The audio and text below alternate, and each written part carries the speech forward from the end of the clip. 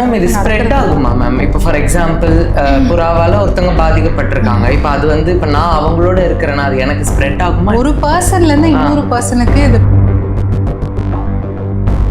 Ma'am exercise இன்க்ளூஸ்டு கூட இருக்கா ma'am? இப்போது சில பேர் இந்த ஜிம்மில் வந்து அவ்வளோ ஹெவி லிஃப்டிங் பண்ணுவாங்க, அந்த டைமில் ஏதாவது அலர்ஜி ஏற்பட்டு அது இந்த எக்ஸசைஸ் அப்போது அந்த மாதிரி இருக்கா?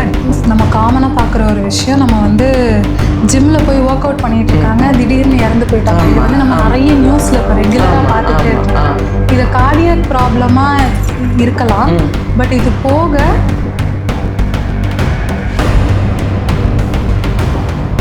உடம்பு ஃபுல்லாக அப்படியே கண்டா வீங்கிடுச்சு, இல்லை ஏதோ ஒரு அலர்ஜி பேச்சஸ் மாதிரி உருவாயிடுச்சு, உடனே அவங்க செய்யக்கூடிய விஷயங்கள் என்ன?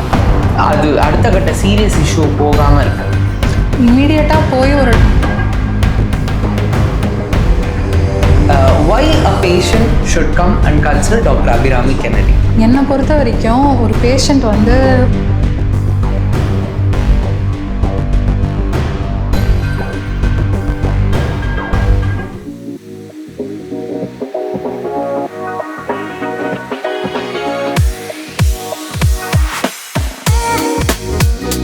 இன்னொரு ஒரு இன்ட்ரெஸ்டிங்கான ஒரு இது டாப்பிக்கு, இந்த பிஜியனோட ட்ராப்பிங்ஸ், புறாவோட எச்சங்கள்.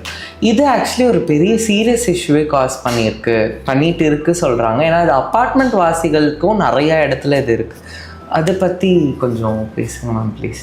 பிஜின் வந்துட்டு அது ஒரு நியூசன்ஸ் மட்டும் இல்லை, அது வந்து ஒரு கில்லரும் கூட.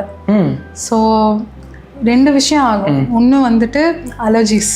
எனக்கு ஒரு பேஷண்ட் இருந்தாங்க, டெய்லி அவங்க வந்து எந்திரிக்கும் போது ஓகேயா இருப்பாங்க, கரெக்டாக பாத்ரூமில் போய் அந்த கிளாசெட்டில் உட்கார்ந்த உடனே பயங்கரமாக தும்மல் ஸ்டார்ட் ஆகும். இது வந்து ரெகுலராக கன்சிஸ்டண்ட்டாக நடந்துகிட்டே இருந்துச்சு. பார்த்தா அவங்களோட விண்டோ இதில் வந்துட்டு ஒரு பிஜின் நெஸ்ட் இருந்துச்சு. ஸோ அவங்களுக்கு டெஸ்ட் எல்லாம் பண்ணி பார்த்தப்போ அவங்க வந்து பிஜின் அலர்ஜி பாசிட்டிவ், வேற எதுவுமே அலர்ஜிக்காக இல்லை. ஓகே. ஸோ பிஜின் வந்துட்டு இப்போ ஒரு நியூ அண்ட் அப்கமிங் அலர்ஜி கொஞ்சமாக அர்பனைசேஷனால் ரொம்ப காமன் ஆகிட்டே வருது. நம்ம அப்பார்ட்மெண்ட்ஸில் ரெகுலராக இருக்கிற ஒரு பிஜின் வந்துட்டு சொல்லப்போனால் நம்ம உயிருக்கே ஆபத்து ஆகிற அளவு ரியாக்ஷன்ஸ் கொண்டு வர முடியும். அதனால் ரெண்டாவது பிரச்சனை பிஜினால் வர்றது வந்துட்டு ஹைப்பர் சென்சிட்டிவிட்டி இம்யூனைட்டிஸ். இப்போ ரீசெண்டாக மீனா கூட அவங்க ஹஸ்பண்ட் பற்றி ஒரு இன்டர்வியூவில் பேசியிருக்காங்க. அவங்க வீடு விண்டோஸில் நிறைய பிஜின்ஸ் இருந்துச்சு, which is what caused his lung to have problems அப்படின்னு. ஹைப்பர் சென்சிட்டிவிட்டி நியூமனைட்டிஸ்ங்கிறது இன்டர்ஸ்டிஷியல் லங் டிசீஸ்ன்னு சொல்லுவாங்க. அது வந்துட்டு அந்த பிஜினோட ட்ராப்பிங்ஸில் ப்ளஸ் பிஜினோட ஸ்கின்ல இருக்க பிஜின் ப்ரோட்டீன் வந்து உள்ளே போக போக அது லங்கில் டேமேஜ் உண்டாக்கி ஒரு டிரான்ஸ்பிளான்ட் தேவைப்படுற அளவு லங்ஸை டேமேஜ் பண்ண முடியும். அதால் புறா தான், ஒரு சின்ன புறா, அது வந்து உங்கள் லங்ஸை சுத்தமாக நாசம் பண்ணி உங்கள் உயிருக்கே. வடிவையில் சொல்ல மாதிரி ஒரு புறாவுக்கு போகிறா, இது மாரி அக்க போகிறாலாம் இருக்குது அந்த மாதிரி. பட் இவ்வளோ ப்ராப்ளம் இருக்குது, பட் கவர்மெண்ட் இதுக்கு பெருசாக எந்த ஆக்ஷனும் எடுத்த மாதிரி தெரியல. Because what you told is was very like ட்ராமடைசிங்ல. அப்போது ஏன்னா இப்போ அப்பார்ட்மெண்ட்டில் தான் அந்த புறாவோட சவுண்டே ஒரு மாதிரி டிஃப்ரெண்ட்டாக இருக்கும், ஒரு மாதிரி இழுத்துட்டே இருக்கும் இல்லையா? அது எப்படி மேம், அது எப்படி தான் கண்ட்ரோல் பண்ணுறது? Like what can be the measures? முன்னாடி வரைக்கும் இது வந்து ஒரு புறா வளர்க்குறவங்க, அந்த புறா அந்த மாரி படத்தில் புறா வளர்ப்பாங்க இல்லையா, அந்த மாதிரி புறா என்தூசியாஸ்டுக்கு மட்டுமே வர டிசீஸாக இருந்தது. இப்போது புறா வந்து ஒரு நியூசன்ஸ் ஆனதால ஒரு கொசு அளவு ஒரு நியூசன்ஸா இப்போ புறா உண்டாயிருக்கு சிட்டிஸ்ல. ஆமாம், நிறைய அபார்ட்மெண்ட்ல அப்படி அப்படியே அங்கங்க we can see that. இவ்வளோ பெரிய பிரச்சனை ஆனதால இப்போ நார்மலாக அபார்ட்மெண்ட்ல வாழ்றவங்களுக்கும் இந்த பிரச்சனைகள் பார்க்க ஆரம்பிக்கும். இதோட அவேர்னஸ் ரொம்ப கம்மி ஐ ஃபீல். அதனாலேயே நிறைய விஷயங்கள் புறாவை காட்டேல் பண்ண. இது ஸ்ப்ரெட் ஆகுமா மேம்? இப்போ ஃபார் எக்ஸாம்பிள் புறாவால் ஒருத்தவங்க பாதிக்கப்பட்டிருக்காங்க, இப்போ அது வந்து இப்போ நான் அவங்களோட இருக்கிறேன்னா அது எனக்கு ஸ்ப்ரெட் ஆகுமா? ஒரு பர்சன்லேருந்து இன்னொரு பர்சனுக்கு இது ஸ்ப்ரெட் ஆகாது. ஏன்னா இது வந்து ஒரு இன்ஃபெக்ஷன், கிருமி கிடையாது. இது வந்து நம்ம பாடியோட ரியாக்ஷன் பிஜினோட புரோட்டீனுக்கு. ஓகே, ஸோ அப்போ இன்டர்னலா it's going to become problem இல்லையா? ஓகே. இது உள்ள போக போக திரும்ப திரும்ப அதுக்கு எக்ஸ்போஸ் ஆகும்போது இது ஒரு பெரிய ப்ராப்ளம்ல வந்து முடியும். ஸோ நீங்கள் ஃபர்ஸ்ட் சொன்னீங்க அது ஒரு அலர்ஜி அப்படின்னு சொல்லிட்டு இல்லையா? இப்போ இதே மாதிரி நிறைய அலர்ஜி இருக்குல்ல மேம். ரீசெண்டாக I heard this venom allergy. Karishma Kapoor actress அவங்க ஹஸ்பண்ட் கூட இந்த மாதிரி வெனம் அலர்ஜியில் he died அப்படின்னு சொல்லிட்டு, அது உண்மையா ma'am? and what is that ma'am? So Karishma கபூரோட ஹஸ்பண்ட் ஒரு பீ ஸ்டிங்கால he passed away. So venom allergy வந்து ஒரு ரியல் திங். ஓகே. பீயோட வெனம் பீயோட அந்த இதில் ஸ்டிங்கில் இருக்கும். அந்த பீயோட கொடுக்குல வந்து இந்த பீ வெனம் இருக்கும். அது நம்ம பாடிக்குள்ளே போகும்போது எல்லாருக்குமே ரியாக்ஷன் ஆகணும்னு அவசியம் இல்லை. பட் நிறைய பேருக்கு அது வந்து ஒரு லைஃப் த்ரெட்னிங் அலர்ஜியாக வந்து முடியும். இது பீ மட்டும் இல்லை, குளவிக்கும் இது நடக்கும். ஹார்னெட்ஸ், வாஸ்ப்ஸு, ஸோ இது எல்லாத்தோட ஸ்டிங்லேயுமே அலர்ஜன் இருக்கு. வெனம் அலர்ஜி இருக்கிறவங்களுக்கு இது உயிருக்கே ஆபத்தாக வந்து முடியலாம். ஓகே. அலர்ஜி உயிருக்கு ஆபத்து காஸ் பண்ணுமானா அது நமக்கு ஷாக்கிங்காக தான் இருக்கும். பட் டெஃபினட்டாக it can even kill you. Ma'am actually நமக்கு தெரியும்னு நினைக்கிறேன், மேபி வியூவர்ஸ், அனாஃபைலாக்சிஸ்ன்னு சொல்லி ஒரு டேர்ம். ஆக்சுவலி அனாஃபைலாக்சிஸ்னா அந்த sudden death due to the allergy, அதுதானே மேம்? ஸோ அது வந்து இவ்வளோ தூரம் ஒரு பாதிப்பு ஏற்படுத்துது இல்லையா? டெஃபினெட்லி அலர்ஜி வந்துட்டு நம்ம ஹார்ட்டையே ஸ்டாப் பண்ணுற அளவு ஒரு பெரிய ரியாக்ஷனாக உண்டாக்கலாம். மேம் எக்ஸசைஸ் இன்டியூஸ்டு கூட இருக்கா மேம்? இப்போது சில பேர் இந்த ஜிம்மில் வந்து அவ்வளோ ஹெவி லிஃப்டிங் பண்ணுவாங்க, அந்த டைமில் ஏதாவது அலர்ஜி ஏற்பட்டு அது இந்த எக்ஸசைஸ் அப்போ அந்த மாதிரி இருக்கா? நம்ம காமனாக பார்க்குற ஒரு விஷயம், நம்ம வந்து ஜிம்மில் போய் ஒர்க் அவுட் பண்ணிட்டு இருக்காங்க, திடீர்னு இறந்து போயிட்டாங்க. இது வந்து நம்ம நிறைய நியூஸில் இப்போ ரெகுலராக பார்த்துட்டே இருக்கோம். இது கார்டியாக் ப்ராப்ளமாக இருக்கலாம். பட் இது போக there is a big chance that this could be an allergy. நமக்கு இதில் அவேர்னஸும் இல்லை, இதை நம்ம டெஸ்ட்டும் பண்ணி பார்க்கல, இது நம்ம யோசிக்கிறதும் இல்லை. பட் அலர்ஜியால் கூட இது நடக்கலாம். சில பேருக்கு வீட்டு கோதுமை ப்ராடக்ட்ஸ் இதெல்லாம் கன்சியூம் பண்ணிட்டு இம்மீடியட்டாக அவங்க வந்து ஏதாவது ஸ்ட்ரெனுவஸ் ஆக்டிவிட்டியோ ரஷ் பண்ணி எங்கேயாவது போகிறாங்களோ இல்லை எக்ஸசைஸ் பண்ணாங்களோ, one of the common allergens வந்துட்டு வீட்டு. நம்ம கோதுமை ப்ராடக்ட்ஸ் சாப்பிட்டோன்னே சில பேருக்கு நார்மலாக வந்து சப்பாத்தியோ கோதுமை ப்ராடக்ட்ஸ் ஏதாவது சாப்பிட்டா எதுவுமே பண்ணாது. பட் அதை சாப்பிட்டுட்டு உடனே போய் அவங்க வந்து எக்ஸசைஸ் பண்ணாலோ இல்லை எங்கேயாவது அவசரமாக ஓடி போனாங்களோ இல்லை ஃபாஸ்ட்டாக படி ஏறி போனாங்களோ ரஷ் பண்ணி போனாங்கன்னா they might have an immediate huge reaction. Okay. So அது வந்து அவங்களுக்கு லைஃப் த்ரெட்னிங் ரியாக்ஷனாக கூட சில பேருக்கு வரும். பட் ஜென்ரலாக அவங்களால சப்பாத்தி எல்லா விதமான வீட் ப்ராடக்ட்ஸும் இது சாப்பிட முடியும். So this is called exercise induced anaphylaxis. Okay. So அப்போ you should also be aware of that இல்லை மேம்? நீங்கள் அந்த கோதுமை பற்றி நீங்கள் சொல்லியிருந்தீங்க, கோதுமை சாப்பிடும்போது சில பேருக்கு அலர்ஜி வரும். Yes, I've heard some people have that. இந்த மாதிரி காமனாக இருக்கிற அலர்ஜி காசிங் ஃபுட்ஸ் என்ன மேம்? இப்போ சில பேர் சொல்லுவாங்கள்ல, நண்டு சாப்பிட்டா அலர்ஜி வருது, ஃபிஷ் சாப்பிட்டா அது மாதிரி. அப்படி வரவங்களுக்கு நம்ம இந்த டெஸ்ட் எடுத்து பார்ப்போம்ல, இந்த அலர்ஜி டெஸ்ட், அது என்ன டெஸ்ட்டு? ஸோ அதை கொஞ்சம் ப்ரீஃபாக சொல்கிறீங்க? நம்ம இந்தியாவில் காமன் ஃபுட் அலர்ஜி ஆக்சுவலாக இந்தியாவில் ஃபுட் அலர்ஜி வந்து கம்மி தான், ரொம்ப கிடையாது, நாட் வெரி காமன். ஆனால் நிறைய விஷயத்த நம்ம அலர்ஜின்னு நினச்சிட்டு நம்ம அவாய்ட் பண்ணிட்டு இருக்கோம். ஏதாவது நம்மளுக்கு ஏதாவது அலர்ஜிக் ரியாக்ஷன் வந்திருக்கும், நம்ம அன்னைக்கு அதை சாப்பிட்ருப்போம், அதுதான் காரணம் அப்படின்னு நம்ம நினச்சிட்டு இருப்போம். விச் இஸ் வை அது ஒரு அலர்ஜி டாக்டர் கிட்ட போய் ப்ராப்பராக இதுதான் அவங்களுக்கு காஸ் ஆயிருக்கான்னு கண்டுபிடிக்கிறது வந்து ரொம்ப ரொம்ப இம்பார்ட்டன்ட். காமன் ஃபுட் அலர்ஜிஸ் இந்தியாவில் வந்துட்டு குழந்தைங்களுக்கு நிறைய மில்க் அலர்ஜிஸ் வர வாய்ப்பு இருக்கு. லாக்டோஸ் இன்டாலரன்ஸ் இல்ல, milk allergy. Milk allergens. Lactose intolerance வந்து கம்ப்ளீட்டா வேற. ஓகே மேம், இப்போ நீங்க சொன்ன மாதிரி வீட் கன்சியூம் பண்ணிட்டு சிவியரா எக்ஸசைஸ் பண்ணும்போது அது ஒரு அனாஃபைலாக்சிஸ் நடக்குது, அலர்ஜி நடக்குது, அதனால டெத் காஸ் ஆகுது. இந்த மாதிரி ஏதாவது கிராஸ் ரியாக்ஷன்ஸ் ஏதாவது காமனா நடக்கிறது ஏதாவது இருக்கா? ஏன்னா டு பி நம்ம அது கொஞ்சம் ப்ரிகாஷனரியாக இருக்கலாம்ல. யூஸ்வலாக ஒரு விஷயத்துக்கு அலர்ஜி இருக்குன்னா இன்னொரு விஷயத்துக்கும் அவங்க ரியாக்ட் பண்ணுறதுக்கு வாய்ப்பு இருக்கு. Okay. For example house dust mite allergy ஒருத்தவங்களுக்கு இருக்குன்னு வச்சுக்கோங்க. அது வந்துட்டு அவங்களுக்கு சீ ஃபுட் அலர்ஜியாக கூட மாறலாம். ஹவுஸ் டஸ்ட் மைட் அலர்ஜி, காக்ரோச்சுக்கு அலர்ஜி இருக்கிறவங்களுக்கு வந்து அவங்க சீ ஃபுட்டுக்கும் பயங்கரமா ரியாக்ட் பண்ணுவாங்க. ஓகே. எதனால மேம் அந்த அலர்ஜன்ஸ் எல்லாம் கொஞ்சம் சிமிலர் பேட்டர்ன்? ரெண்டுத்துலயுமே ட்ரோபோமயோசின் ஒரு புரோட்டீன் இருக்கு. ஓகே. அந்த புரோட்டீன் வந்து காக்ரோச்லயும் இருக்கு, டஸ்ட் மைட்லயும் இருக்கு. ஓகே. அது போக உங்களுக்கு சீ ஃபுட்லயும் அதே புரோட்டீன் இருக்கு. ஓகே. அதுதான் இந்த நண்டு சாப்பிடுறது இதெல்லாம். எக்ஸாக்ட்லி. ஸோ எல்லா ஷெல்ஃபிஷ்லயுமே ட்ரோபோமயோசின் இருக்கிறதுனால இதுக்கு அலர்ஜி இருக்கவங்க இதுக்குமே ரியாக்ட் பண்ணுவாங்க. ஓகே. இது போக இப்போ நியூவாக போயிட்டு இவங்க இந்த ட்ரோபோமயோசின் அலர்ஜி இருக்காங்க போய் தாய்லாண்டில் இல்லை வேற ஏதாவது கண்ட்ரியில் போயிட்டு இந்த ஸ்கார்பியன் பூச்சி எல்லாம் சாப்பிடுவாங்க இல்லையா, அது கூட அவங்களுக்கு லைஃப் த்ரெட்னிங் அலர்ஜி காஸ் பண்ணுவோம். ஸோ ஒரு வேளை அவங்களுக்கு டஸ்மைட்டோ காக்ரோச் அலர்ஜி இருக்குது, சீ ஃபுட் அலர்ஜி இருக்குன்னா அவங்க அந்த பூச்சி அதெல்லாமே அவாய்ட் பண்ண வேண்டிய அவசியம் இருக்கும். ஓகே மேம், இப்போது இன்னொன்று காமனாக நான் என் சைட்லேருந்து சொல்கிறேன், எங்கள் டிபார்ட்மெண்ட்லேருந்து சொல்கிறேன், இந்த ஃபிஷ்ஷையும் தயிரையும் ஒன்றா சாப்பிட்டா அது ஒரு அலர்ஜி காஸ் பண்ணோன்னு. எங்கள் சைட்லேருந்து நாங்கள் சொல்கிறது பேஷண்ட்டுக்கு இல்லை, அது ஒன்றும் அது வந்து விட்டிலிகோ காஸ் பண்ணோம் அப்படிலாம் சொல்கிறாங்க, அது இல்லைன்னு. பட் அலர்ஜி வைஸ் அது ஏதாவது காஸ் பண்ணுமா? ஏன்னா இப்போ இந்த ஃபிஷ்ஷும் தயிரும் சேர்த்து சாப்பிடும்போது, ஃபிஷ்ஷும் தயிரும் சேர்த்து சாப்பிட்றதுனால அலர்ஜி வரும்னு எதுவுமே இல்லை. தைரியமா ஃபிஷ்ஷும் தயிரும் சேர்த்து சாப்பிடலாம். ஒருவேளை உங்களுக்கு ஃபிஷ் அலர்ஜி இருந்துச்சுன்னா நீங்க தயிரோட சாப்பிட்றீங்களோ இல்லையோ கண்டிப்பா உங்களுக்கு ரியாக்ஷன் இருக்கும். ஓகே, அப்போ அந்த ஃபிஷ் இண்டிவிஜுவலுக்கு நீங்கள் அலர்ஜினா அது நீங்கள் எப்படி சாப்பிட்டாலும் அலர்ஜி வரப்போகுதாங்கிறீங்க. Okay okay. ஆனால் சில ஃபுட்ஸ், ஃபார் எக்ஸாம்பிள் மில்க் வச்சுக்கோங்க, மில்கில் வந்துட்டு வே ப்ரோட்டீன் இருக்குது, கேசின் இருக்குது.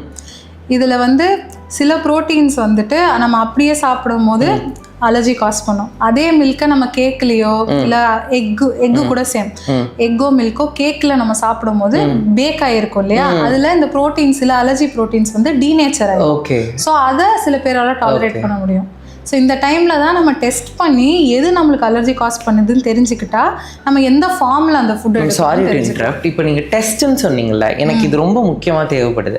இது இப்போ ஃபுட் அலர்ஜி, ட்ரக் அலர்ஜின்னு இருக்குது. அது டெஸ்ட் எடுத்தால் இதெல்லாம் பாசிட்டிவ் இதெல்லாம் நெகட்டிவ்னு வருதுன்னு வச்சுக்கோங்களேன். இப்போ நாங்கள் எங்கள் பேஷண்ட்ஸ்க்கு எடுக்கிறோம் அப்படின்னா சில பேருக்கு வந்து பனானா வந்து பாசிட்டிவ்னு வரும், ஆனால் அவங்க வந்து வாழ்க்கையில் பனானா வந்து சாப்பிட்டுட்டு தான் இருப்பாங்க அவருங்க. அப்போ அது எப்படி அது ஆக்சுவலி அதை ஃபால்ஸ் பாசிட்டிவ்னு எடுத்துக்கணுமா, இல்லை இதுதான் கரெக்டான டெஸ்ட்டுங்கிறது என்னது மேம்? இப்போ எனக்கு ஃபுட் அலர்ஜி பேனல் டெஸ்ட் இருக்குல்ல, what is the name of the ideal test? Before I come to the ideal test, எனக்கு வந்து அந்த நான் வந்து ஒரு அலர்ஜி டெஸ்ட் எடுக்கிறதுக்கு முன்னாடியே 99% அவங்களுக்கு என்ன அலர்ஜி காஸ் பண்ணுதுன்னு நானே கண்டுபிடிச்சிருவேன் த்ரூ ஹிஸ்ட்ரி. பேஷண்ட் கிட்ட பேசுறது, பேஷண்ட் நம்ம கிட்ட என்ன சொல்றாங்க அப்படிங்கிறது வந்து உங்க எல்லா டெஸ்ட்டை விடவே ரொம்ப முக்கியம். எனக்கு வந்து 1 hour ஆகும்.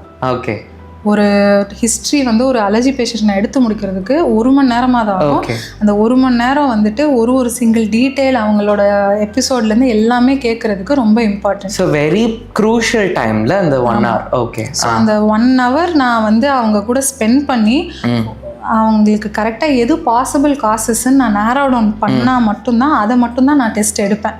ஓகே. ப்ளஸ் நம்மளுக்கு ஒரு விஷயம் பாசிட்டிவ்னு நம்மளுக்கு டெஸ்ட் வரதால it doesn't mean that the patient is allergic.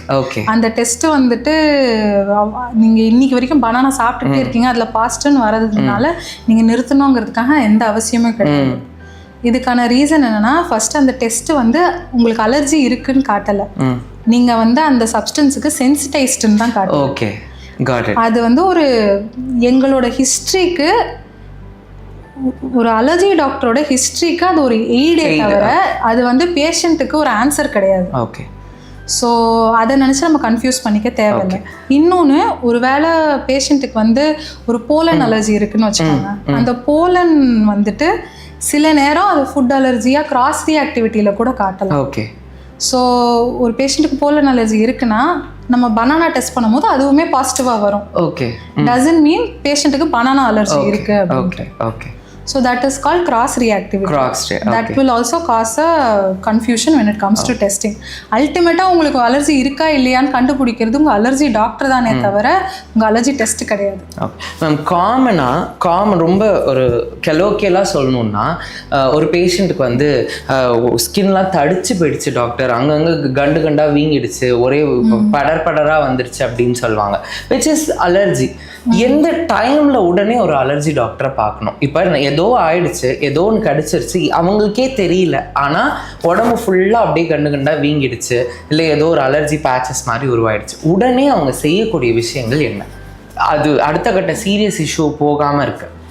இமீடியட்டாக போய் ஒரு டாக்டரை பார்க்குறது ரொம்ப முக்கியம். சரி மேம். ஸோ இமீடியட்டாக அந்த பிரச்சனையை அட்ரஸ் பண்ணுறதுக்கு என்ன கேரோ அதை எடுத்துட்டு ஏன்னு கண்டுபிடிக்கணுங்கும் போது கண்டிப்பாக ஒரு அலர்ஜி டாக்டர்கிட்ட போகிறது தான் இம்பார்ட்டன்ட். Okay ma'am. இப்போ இமீடியட்டாக அவங்களுக்கு வீட்டில் ஏதாவது பண்ணணும் அப்படின்னா அதுக்கு ஏதாவது பண்ணலாமா, இல்லை அது தப்பா? லைக் ஏதாவது நார்மலாக ஆர்கானிக்காக, இப்போ சில பேர் தேங்காய் எண்ணெய் வைக்கணும்வாங்க, சில பேர் வந்து இந்த லாக்டோகேலமின் அது மாதிரி லோஷன் வைக்கணும்வாங்க, இல்லை ஏன்னா போக முடியல, என்னால் வர முடியல, ஆனால் நீங்கிடுச்சு அப்படின்னா என்ன பண்ணலாங்கிற மாதிரி கண்டிப்பாக டாக்டரை பார்க்கணும், அதில் மாற்று கருத்து இல்லை. அலர்ஜி டாக்டரை ஸ்பெசிஃபிக்காக பார்க்கணும். பட் தென் அவங்களால இப்போ ஆக்சசிபிள் பண்ண முடியல டாக்டருங்கிற பட்சத்தில் வீட்டில் என்ன செஞ்சு அவங்கள காப்பாற்றிக்கலாம்? அவங்க உயிருக்கே ஆபத்தான சிச்சுவேஷனுங்கும் போது கண்டிப்பா டாக்டர் பார்த்து தான் ஆகணும். பட் ஒரு ஸ்கின் ரேஷ் வருது, இரிட்டேஷன் இருக்குங்கும் போது மாய்ஸ்சரைசேஷன், கேலமைன் என்ன தேவையோ அதை யூஸ் பண்ணிக்கலாம். ஓகே. பட் ரொம்ப இம்பார்ட்டண்ட்டான விஷயம் என்னன்னா, ஃபுட் ஐட்டம்ஸ் இருக்கிற எந்த மாய்ஸ்சரைசரும் யூஸ் பண்ணக்கூடாது. இன் ஜென்ரலே ஃபுட் இருக்கிற, for example coconut oil. Okay. Shia butter நம்ம சாப்பிடுறது இல்லையா? Okay fine. So coconut oil வந்து should not be used as a coconut oil வேற நம்ம கீ இந்த மாதிரி விஷயங்களை ஸ்கின்ல போடாம இருக்கிறது நல்லது. ஏன்னா ஸ்கின்னு தான் வந்து அலர்ஜி, நம்ம பாடி அலர்ஜி ஃபார்ம் பண்றதுக்கான ரூட். ஓகே. ஸோ ஸ்கின்ல நம்ம என்ன போடுறோமோ அதுதான், அது நம்ம பாடி வந்து சென்ஸ் பண்ணி அதை ஃபைட் பண்ண ஆரம்பிச்சிடும். ஓகே. ஸோ அதை திரும்ப திரும்ப எக்ஸ்போஸ் ஆகும்போது அலர்ஜி வர நிறைய வாய்ப்பு. ஸோ அலர்ஜி இருக்கும்போது முக்கியமாக கோகனட் ஆயில், அதுவும் ஸ்கின் ரேஷில் கோகனட் ஆயில் யூஸ் பண்ணாதீங்க அப்படிங்கிறதான் ஒரு அலர்ஜி ஸ்பெஷலிஸ்ட் சொல்கிறது. ஸ்கின் ரேஷில் மட்டும் இல்லை, ஜென்ரலாக உங்களுக்கு அலர்ஜியே இல்லைனாலும் கோகனட் ஆயில் யூஸ் பண்ணாது. ஓகே. ஏன்னா ஃபார் எக்ஸாம்பிள் நீங்கள் கேரளா எடுத்தீங்கன்னா கோகனட் அலர்ஜி ரொம்ப ரொம்ப காமன். ஏன்னா நிறைய அவங்க யூஸ் பண்ணுறது, இதுவே ஒரு பெரிய ஒரு மித் பிரேக்கிங்காக தான் இருக்குது டு பி ஆனஸ்ட். ஏன்னா கோகனட் ஆயில் யூஸ் பண்ண வேண்டாம்னு தான் அலர்ஜி டாக்டர் சொல்கிறாங்க. பட் எஸ், அவங்களும் எவிடென்ஷியலாக சொல்கிறாங்க. இட்ஸ் நாட் சம்திங் லைக் அடிச்சு விடுறது. Because coconut allergy is very common in கேரளாங்கிறது எவிடென்ஷியல் மூலியமாக சொல்கிறாங்க. That's so alarming and thank you so much doctor. And இன்னொன்று டாக்டர், இப்போ அலர்ஜினால இவ்வளோ சொல்கிறீங்க, பட் அலர்ஜினால என்னென்ன டிசீஸ் டாக்டர் வருது? அலர்ஜினால to begin with skin rashes, urticaria, உள்ள skin rash, angioedema வரலாம். ஓகே. ஃபேஸ் ஸ்வெல் ஆகிறது, the systemic lips எல்லாமே ஸ்வெல் ஆகும். அது போக you can get allergic rhinitis, severe running nose, அடிக்கடி கோல்டு பிடிச்சிக்கிட்டே இருக்கும், மூக்கு அரிக்கும், இப்படியே போட்டு தேய்ச்சிக்கிட்டே இருப்பாங்க. எனக்கு இருக்கு இந்த ப்ராப்ளம். ஓகே. போட்டு காமனா தேய்ச்சிட்டே இருக்கிறது. மேக்கப் அழிச்சிட்டேன்னு நினைக்கிறேன். மேக்கப் அழிச்சிட்டு ஸோ இப்படி தேய்ச்சிட்டே இருக்கிறது, இங்கே ஒரு லைனே ஃபார்ம் ஆகும் தேய்ச்சி. ஸோ அது வந்து ஒரு proper sign of allergic rhinitis. சரி. அது நடக்கும். ரன்னிங் நோஸ், நேசல் பிளாக், எப்பவுமே மூக்கு அடைச்சிக்கிட்டே இருக்கும். கன்ஜெக்டிவைட்டிஸ் ஆல்சோ, கண் அரிக்கிறது, தண்ணி. யூஸ்வலா ரைனைட்டிஸோட சேர்ந்து conjunctivitis is very common. So அது ரெண்டுமே கோரிலேட்டிவ் டிசீசஸ், இது ரெண்டுமே வரும். அது போக you can get asthma.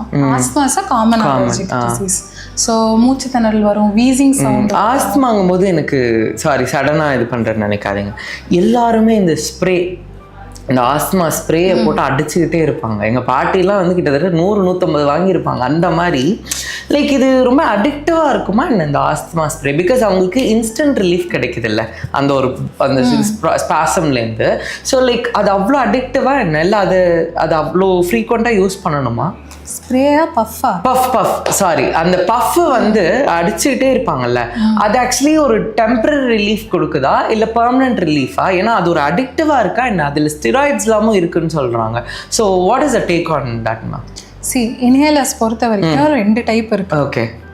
Steroid இருக்க இன்ஹேலர், ஸ்டீராய்டு இல்லாத இன்ஹேலர். இன்ஹேலர்னு சொல்கிறது தான் பஃப். ஸோ பஃப் யூஸ் பண்ணுறது வித் ஸ்டீராய்டு வந்து டிசீஸ் மாடிஃபையிங். ஓகே. அதாவது என்னன்னா, நீங்கள் ஸ்டீராய்டு இருக்க பஃப் நம்ம யூஸ் பண்ண நம்ம அலர்ஜி மோசமாயிட்டே போகிறது, நம்ம அலர்ஜியால் நம்ம ஏர்வே வந்து ரீமாடல் ஆகிறது, இது எல்லாமே தடுக்கப்படும். ஸோ ஸ்டீராய்டு இருக்க நேசல் ஸ்ப்ரேயோ பஃப்போ எடுக்கிறது வந்து ரெகுலராக எடுக்கிறது ரொம்ப இம்பார்ட்டன்ட். உங்கள் டாக்டர் கிட்ட கேட்டு எவ்வளோ தேவையோ அந்த அளவுக்கு தைரியமாக எடுக்கலாம். அதனால எந்த பிரச்சனையும் கிடையாது. ஓகே. சில நேரம் சில பஃப் வெறும் பிராங்கோ டைலேட்டரோட வரும். அதை நம்ம திருப்பி ஹேபிச்சுவலா அடிச்சிட்டு இருக்கிறது இஸ் நாட் ஹெல்தி. ஸோ கரெக்டான பஃப்பை கரெக்டாக உங்க டாக்டர் கிட்ட கேட்டு அதை ரெகுலரா எடுத்துக்கிறதால உங்களுக்கு ரிலீஃபும் நல்லாவே கிடைக்கும். அது போக உங்க டிசீஸுமே மோசமாகாம பார்த்துக்கும். ஓகே. இப்போ சால்புட்டமால் இன்ஹேலர்னு பார்த்தீங்கன்னா அதை தான் நம்ம ஹேபிச்சுவலா திரும்பி அடிக்கும் போது சில பேர் கை நடுங்கும். ஓகே. ஓவராக அடிச்சுக்கிட்டே இருக்கிறதுனால. ஸோ அவங்களுக்கான கரெக்டான இன்ஹேலர் அது கிடையாது. ஏன்னா அவங்களுக்கு ரிலீஃபும் கொடுக்க மாட்டேங்குது, அதே நேரம் சைடு எஃபெக்ட்ஸும் வருது. ஸோ அந்த மாதிரி இருக்கும்போது டெஃபினட்டாக அவங்க ஒரு டாக்டர்கிட்ட போய் அவங்க டிசீஸ் எவ்வளோ என்ன மாதிரி ஸ்டேஜில் இருக்குது, அவங்களுக்கு எந்த இன்ஹேலர் கரெக்டுன்னு தெரிஞ்சுட்டு அதை எடுக்கிறது ரொம்ப இம்பார்ட்டன்ட். இன்னொரு பெரிய பிரச்சனை இன்ஹேலர்ஸில் என்னென்னா டெக்னிக் வந்து பெரும்பாலும் நிறைய பேர் தப்பாக தான் பண்ணிட்டு இருப்பாங்க. நீங்கள் ஹவுஸ்னு ஒரு ஷோ பார்த்துருப்பீங்களான்னு தெரியல. ஸோ ஹவுஸ் எம்டிங்கிற ஷோ. ஸோ அதில் என்ன ஆகும்னா இன்ஹேலர் நான் ரெகுலராக எடுக்கிறேன் ஆனால் எனக்கு சரியாக மாட்டேங்குது, எடுத்து காட்டுங்கன்னு ஹவுஸ் சொல்லும் போது டாக்டர் சொல்லும் போது இது எடுத்து இப்படி இப்படி ஸோ இன்ஹேலர் டெக்னிக் தப்பா இருக்கிறது வந்து ரொம்ப ரொம்ப ரொம்ப ரொம்ப காமன், எஸ்பெஷலி ஓல்டர் பேஷண்ட்ஸ்ல ரொம்ப ரொம்ப காமன். ஸோ ஆஸ் அ டாக்டரா எனக்கு அட்லீஸ்ட் 10-15 நிமிஷம் அந்த இன்ஹேலர் டெக்னிக்கை சொல்லி அனுப்புறதுலையே, ஏன்னா அதோட சக்ஸஸ் தான் பேஷண்ட்டோட டிசீஸ் வந்துட்டு நல்லா சரியாகிறதுக்கான பெரிய ரீசனே. ஸோ அவங்க கரெக்டாக இன்ஹேலர் எடுக்கிற அளவு முக்கியம். Okay ma'am, having set that, இப்போ இவ்வளோ நீங்கள் எங்களுக்கு சொல்லியிருக்கீங்க, எவ்வளோ இன்ஃபர்மேஷன்ஸ் யூ ஷேர்ட். ஸோ நான் என்ன யோசிக்கிறேன்னா, யூஸ்வலாக இப்போ சொல்லுவாங்க ஒரு டென்டிஸ்ட் கிட்ட வந்து 6 months ஒன்ஸ் போங்க, ஒரு காஸ்மோடர்மாட் இவங்கள்ட்ட வந்து ஒரு 4 months ஒன்ஸ் போங்க, உங்கள் ஸ்கின் ஹேர் செக் பண்ணிக்கோங்க. இப்போ நீங்கள் சொல்கிறத பார்த்தா அதுவும் இப்போ இருக்கிற லைஃப் ஸ்டைலில் கண்டிப்பாக மோர் தென் அ பல்மனாலஜிஸ்ட், அலர்ஜிஸ்ட் அண்ட் ஸ்லீப் மெடிசின் வச்சு பார்க்கும்போது மட்டுமே கண்டிப்பாக ஒரு 5 months ஒன்ஸ் கண்டிப்பாக ஒரு டாக்டரை விசிட் பண்ணி ஆகணும்னு தான் தோணுது. ஏன்னா இப்போ அவ்வளோ பேருக்கு வந்து அந்த அலர்ஜி ப்ராப்ளம் இருக்குது. நான் ஓபியில் பார்க்குறேன் அப்படின்னா எனக்கு இந்த இதுக்கு அலர்ஜி டாக்டர், இந்த இதுக்கு அலர்ஜி, என்னால் தூக்கம் வரல, இப்போ நீங்கள் சொல்கிறது எல்லாமே இருக்குது. So can I also say like that ஒரு 5 months ஒன்ஸா இல்லை இன்னும் முன்னாடியே வரணுமா? ஏன்னா இது கண்டிப்பாக இருக்கோ இல்லையோ ஒரு தடவை வந்து பார்க்குறது பெட்டர்ல. ஸோ இல்லை, இருக்கிறதுலே இம்பார்ட்டண்ட் விஷயம் என்னன்னா நம்மளுக்கு ஏன் இது நடக்குது அப்படின்னு ஃபர்ஸ்ட் ப்ராப்பரா டயக்னோஸ் பண்ணி நம்ம எப்படி நம்ம டிசீஸை மேனேஜ் பண்ணோம் அப்படிங்கிறத ப்ராப்பரா நம்ம டாக்டர்கிட்ட அட்வைஸ் கேட்டு தெரிஞ்சுக்கிறது. அப்படிங்கும் போது ஒரு பாயிண்ட்ல அவ்வளோ ஃப்ரீக்வெண்ட்டாக டாக்டரை வந்து விசிட் பண்ண வேண்டிய அவசியம் இல்லாமல் கூட போகும். பட் அது நம்மளுக்கு கரெக்டாக இல்லாததால தான் மாதம் மாதம் நம்ம டாக்டர் கிட்ட போய்கிட்டே. So what you telling is, நீங்கள் 5 months ஒன்ஸ் மேபி வந்துட்டீங்க அப்படின்னா லாங் டர்மாக வராமல் கூட இருக்கலாம். 5 months ஒன்ஸ் வரதை விட நீங்க ஃபர்ஸ்ட் வந்து ப்ராப்பரா என்னென்ன டெஸ்ட் தேவையோ எடுத்து உங்க பிரச்சனையை நல்லா புரிஞ்சுக்கிட்டீங்கன்னா நீங்களே உங்க டிசீஸை என்னோட கோல் என்னன்னா பேஷண்ட்டே அவங்க டிசீஸை முடிஞ்ச அளவு மேனேஜ் பண்ணணும். ஓகே, இந்த கொஸ்டின் நான் கேட்குறேன், எனக்கு சொல்லுங்க. உங்கள் நுரையீரலை பாதுகாக்க 3 முக்கியமான விஷயங்கள் நீங்க செய்ய வேண்டும் என்றால் என்ன? ஃபர்ஸ்ட், தயவு செஞ்சு ஸ்மோக் பண்றதை இன்னைக்கே விட்டுருங்க.